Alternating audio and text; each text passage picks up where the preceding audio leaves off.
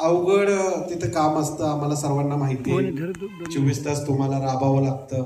कधी केव्हाही फोन येतो, मोर्चा, आंदोलन, बंदोबस्त हे तर ठरलेलं असतं.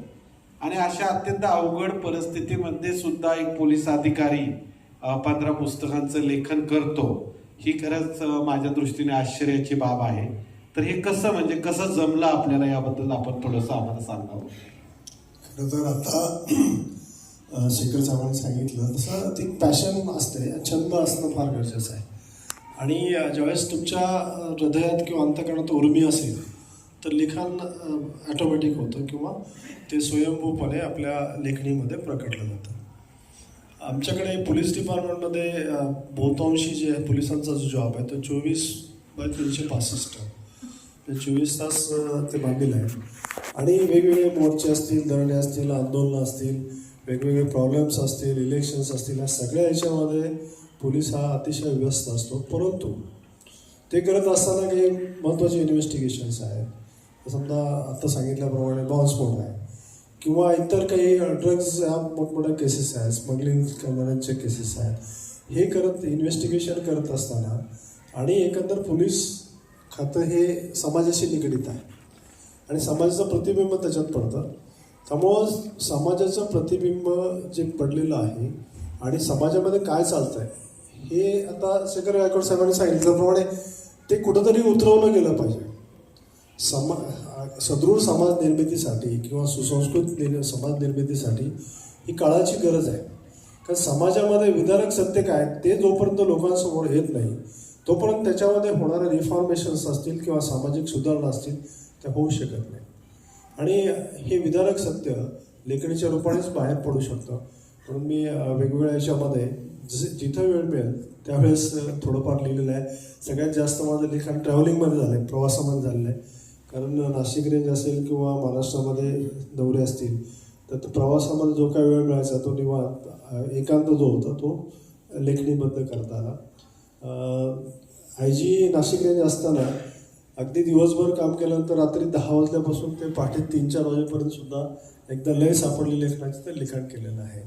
आणि बऱ्याच वेळा हे अनेक लोक विचारतात की तुम्ही पोलीस अधिकारी आहेत, तुम्ही काम करत नाहीत वाटतं आणि लेखन फक्त करता. तर तसं नाही आहे. मी आता शूरसरसेनामध्ये संताजी पुस्तक ज्यावेळेस लिहिलं त्याला 5000 किलोमीटरचा 8000 किलोमीटर प्रवास केला आणि 5 वर्ष लागली. तर हे पुस्तक पूर्णपणे रात्रीच्या वेळेस मी लिहिलं आणि हे पॅशन किंवा छंद असल्यामुळेच ते शक्य झालं.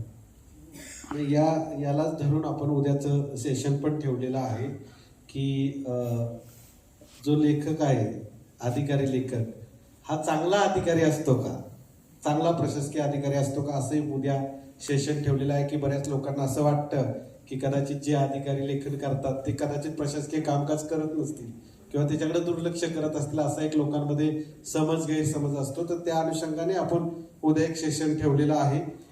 मी शेखर सरांकडे येईल आणि त्यांना एक मूलभूत प्रश्न मला विचारायला आवडेल की तुम्ही आता 35 पुस्तकं लिहिली, त्याच्यानंतर एवढ्या मोठमोठ्या पदांवर आपण काम केलेलं आहे.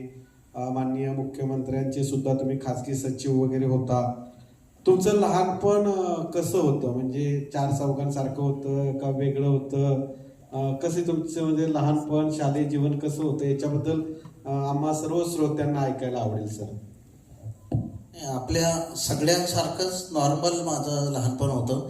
मी महाजी शिंदे विद्यालय श्रीगोंदा इथे मी 1ली पासून 8वीपर्यंत होतो. सुपेच्या शाळेमध्ये मी 9वी-10वीला होतो आणि एवढी ऑर्डिनरी शाळा की महाजी शिंदेनी दिलेली त्या बिल्डिंगमध्ये ती शाळा होती आणि इतर मुलांसारखंच पायी जात होतो आम्ही सगळे शाळेला. शाळेच्याबद्दल सांगायचं तर शिक्षक फार सुंदर होते.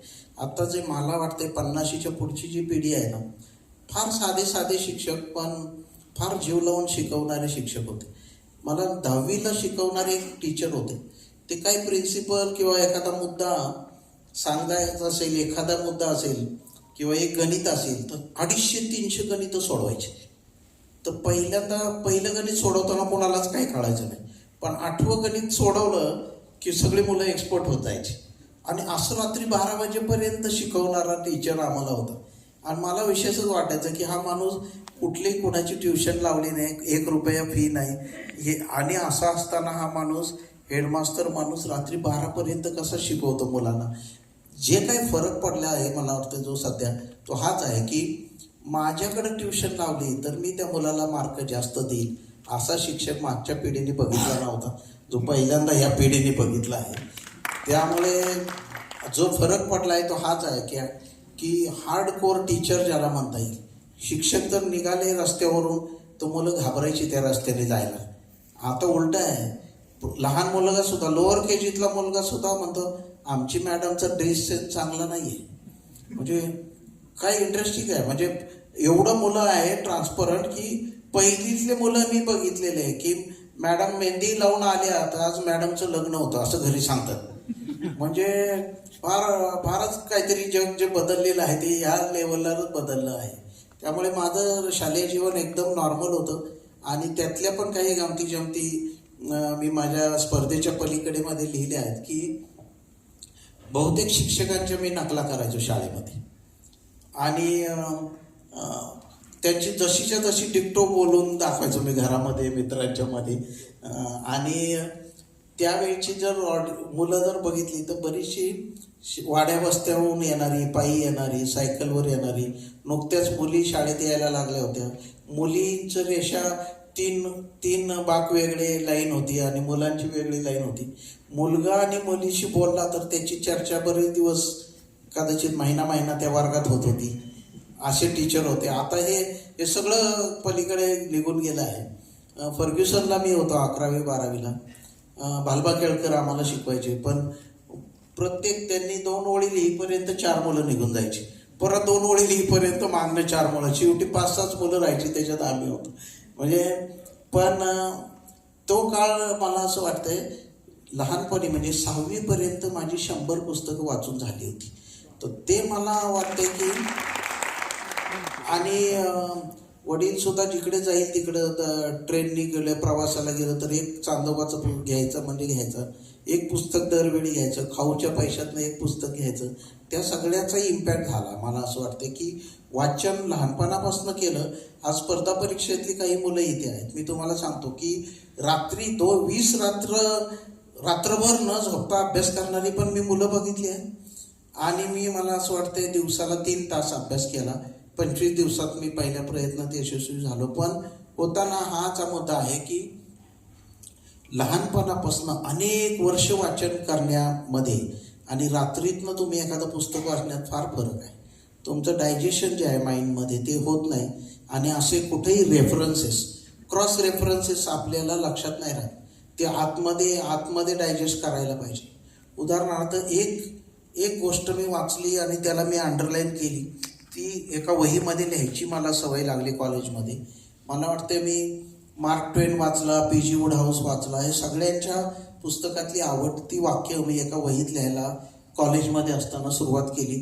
त्याचा इम्पॅक्ट आज मला दिसतो. मला विचित्र शिपाई भेटला तर संध्याकाळी मी रूममध्ये जाऊन मी मुद्द्यावरून गोष्टीसारखं लिहितो. एक शिपाई, दारू पिणारा, डॅश, असं एवढं लिहून ठेवतो का ती गोष्ट हरवून जायला नको आपल्या हातातनं म्हणून. त्याचा मला नक्की उपयोग झाला. एक ओळ वाचलेली मी तुम्हाला मुद्दाम सांगतो की वाचनाचा इम्पॅक्ट कसा राहू शकतो. आपण सगळं म्हणतो की सतीची चाल ही लॉर्ड बेंटिंगने बंद केली. UPSCचा मुलगा अभ्यास करताना हेच करतो, MPSCचा मुलगा हेच करतो. मला जो ओरिजिनल रेफरन्स वाचायला मिळाला तो इंटरेस्टिंग होता की भारतीय लोकांनी लॉर्ड बेंटिंगला अर्ज करून हे लक्षात आणून दिलं की हे मुली सती जातात हे दादांत खोटं आहे. या मुलींना फसवलं जातं, तिला बळच या चितेवर चढवलं जातं, तिचा आवाज ऐकू नये म्हणून कडेने धर्माच्या नावाखाली मोठमोठे ढोल वाजवले जातात. आणि ही गोष्ट आपल्या लोकांनी लॉर्ड बेंटिंगला अनेक अर्जांच्या द्वारे रिपीटेडली दिली. लॉर्ड बेंटिंगने त्यांच्याशी चर्चा केली आणि त्यांनी जे ऑब्झर्वेशन केलं आहे ते फार इंटरेस्टिंग आहे. आणि ते नंतर आलं सतीच्या बिलाच्या वेळी. ते असं होतं की कुठल्या पण बंगाली प्रांतामध्ये कुठली पण व्यक्ती मयत झाली म्हणजे माणूस मयत झाला तर त्याची घरामध्ये कोण असतं, त्याची बायको असते. तर तिच्याकडं सगळ्यात आधी आज सुद्धा आपल्या घरांमध्ये असं होतं की असं ज्यावेळी मृत्यू होतो कोणाचा त्यावेळी त्याच्या बायकोला मदत करण्यासाठी कोण अगोदर येतं तर तिचे भाऊ येतात. ते माहेरवरून येतात आणि ते काय करायचे, बंगालमध्ये आतमध्ये कडी लावून घ्यायचे आणि ती बायको रडत असलेली बसायची आणि हे भाऊ बाहेर येऊन असं सांगायचे की आम्ही 3 तास तिला समजवतोय पण ती सती जाण्यापासून काही परावृत्त होत नाही. आणि मग ही गोष्ट लॉर्ड बेंटिंगला लोकांनी सांगितली. हे भावांना जो दयाभागा सिस्टम आहे तिकडे हिंदू वारसा कायद्यामधली मुलींना सेम हक्क देण्याची पद्धत फक्त वेस्ट बेंगॉलमध्ये होती आणि इक्वल हिस्सा बहिणीला जाऊ नये म्हणून भाऊ लोकांनी केलेलं हे कुभांड आहे.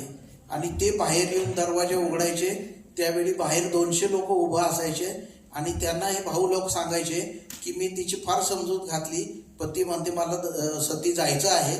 आणि हा पहिला निरोप सुद्धा भाऊच घेऊन यायचा बाहेर, असं लॉर्ड बेंटिंगला सांगण्यात आलं. आणि अशा याचं ब्रिटिश हे व्हेरिफिकेशन केल्याशिवाय कधीच राहत नाही. त्यांनी 100पेक्षा जास्त केसेसमध्ये याचं ऑब्झर्वेशन केलं आणि त्याच्यानंतर सतीचा कायदा आणण्यात आला. आता ही जी वस्तुस्थिती आहे ही जर वाचली तुम्ही तर सतीच्या कायद्यावर निबंध लिहिताना तुम्ही आयुष्यभर विसरणं शक्य नाही. त्याला पाठांतर करायची काय गरज आहे. येस. यानंतर मी BG शेखर सरांकडे येईल.